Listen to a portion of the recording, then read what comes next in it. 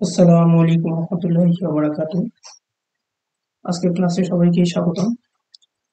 আজকের ক্লাসটি হচ্ছে রসায়ন প্রথম পত্র অধ্যায় ল্যাবরেটরি নিরাপদ ব্যবহার। আজকের ক্লাসটিতে আমরা আলোচনা করব ল্যাবরেটরি নিরাপদ ব্যবহারের যে শর্টকাটে যে বিষয়গুলো মনে রাখা যায় সেই বিষয়গুলো সম্পর্কে আমরা আলোচনা করব ইনশাআল্লাহ। তাহলে আলোচনা শুরু করা যাক। প্রথমত হচ্ছে পানি সক্রিয় কঠিন পদার্থ মনে রাখার শর্ট টেকনিক। এটিকে আমরা মনে রাখবো কেউ না ম্যাকাইভারের কাকা লিথিয়াম। তাহলে আমরা এটা কিভাবে মনে রাখবো? কেউ না ম্যাকাইভারের কাকা লিথিয়াম, অর্থাৎ কেউ দিয়ে মনে রাখবো কে পটাশিয়াম, না দিয়ে হচ্ছে সোডিয়াম, ম্যাকাইভারের দিয়ে হচ্ছে ম্যাগনেসিয়াম, কাকা দিয়ে হচ্ছে CO2। আর লিথিয়াম দিয়ে মনে রাখবো লিথিয়াম। এরপরে হচ্ছে পানি সক্রিয় তরল পদার্থ মনে রাখার শর্ট টেকনিক, অর্থাৎ আমরা মনে রাখবো ফসফরাস থাকলে ট্রাই করো।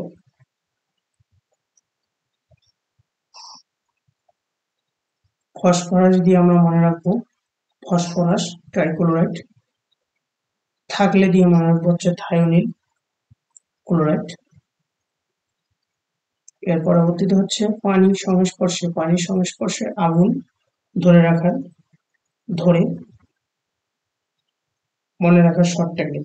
পানির সংস্পর্শে আগুন ধরে মনে রাখার শর্ট টেকনিক, অর্থাৎ নানা লিখতে এলো, না দিয়ে মনে রাখবো Na সোডিয়াম, আর একটি না দিয়ে মনে রাখবো NaH, লিখতে দ্বারা মনে রাখবো LiAH8। এলো দ্বারা তেমন কিছু নাই, আপাতত নানা লিখতে এলো এটি দ্বারা এগুলো আমরা মনে রাখবো। এরপরে মোলার দ্রবণ প্রস্তুতিতে যে সব লাগে তা মনে রাখার শর্ট টেকনিক। রাসা, আফা, পাপি, অর্থাৎ রাসা দিয়ে মনে রাখবো রাসায়নিক ব্যালেন্স। এরপরে শ্রেয়া দিয়ে মনে রাখবো আয়তনিক ফ্লাক্স। এরপরে ফা দিয়ে মনে রাখবো ফানেল, পাপি দিয়ে মনে রাখবো হচ্ছে পিপেট। এরপরে আয়তনিক বিশ্লেষণে ব্যবহৃত যন্ত্রপাতি মনে রাখার শর্ট টেকনিক।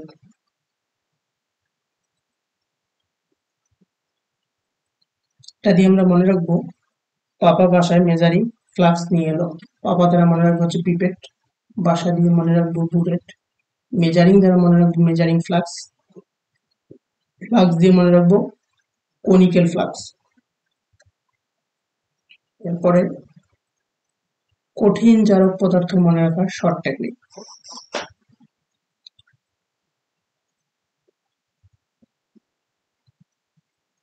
এটা দ্বারা মনে রাখবো আকালের ফাঁসি দ্বারা, অর্থাৎ সরেয়াদি হচ্ছে আয়োডিন, কাদি হচ্ছে ক্যালসিয়াম হাইপোক্লোরাইড, লে দিয়ে হচ্ছে 3টি লবণ।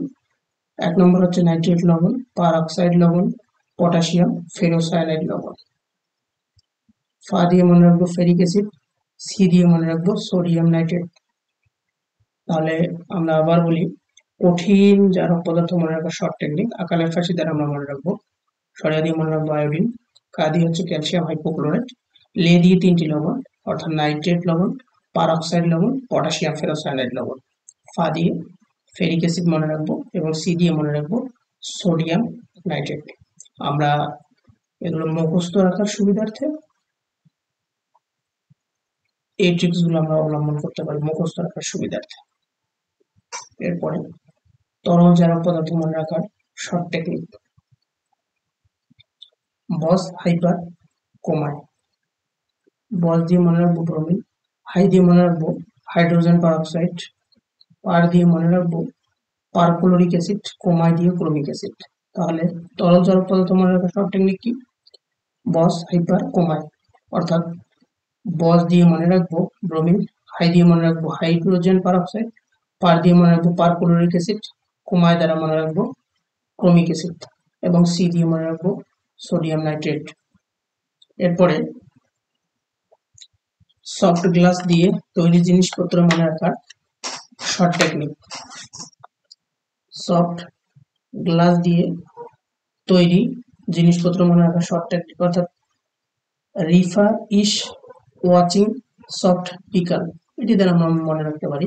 রিফা ইস ওয়াচিং সফট পিকাল, অর্থাৎ ডি দিয়ে মনে রাখবো রিএজেন্ট বোতল, ফা দিয়ে মনে রাখবো হচ্ছে ফানেল, ওয়াচিং দিয়ে হচ্ছে ওয়াচিং গ্লাস, বি দিয়ে মনে রাখবো হচ্ছে বিকার, কা দিয়ে মনে রাখবো বিকালের, কা দিয়ে মনে রাখবো কাচনল, এবং ল দিয়ে মনে রাখবো লিবি শীতক। আজকের ক্লাসের সাথে থাকার জন্য সকলকে অসংখ্য ধন্যবাদ। পরবর্তী অধ্যায়গুলো নিয়ে আলোচনা করা হবে ইনশাল্লাহ, এবং এই পিডিএফটা যদি আপনারা চান সেক্ষেত্রে আমাকে নক করবেন, কমেন্ট বক্সে জানলেই এনাফ, পাঠানো হবে ইনশাল্লাহ। সকলে ভালো থাকবেন। আসসালামু আলাইকুম রহমতুল্লাহ ওয়া বারাকাতুহু।